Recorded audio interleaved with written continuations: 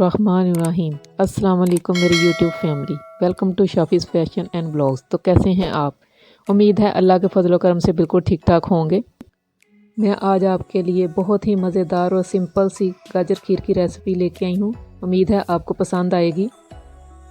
सबसे पहले हम चूल्हा ऑन करके एक बड़ा सा बर्तन ऊपर रखेंगे और उसमें कद्दूकश की हुई हाफ़ केजी गाजरें डाल लेंगे और उसे हल्का सा भूनेंगे।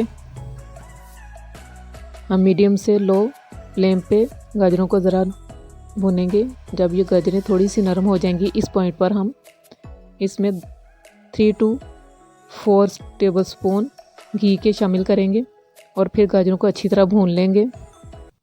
बाज़ार के पके हुए खाने में कभी वो टेस्ट और जायका नहीं होता।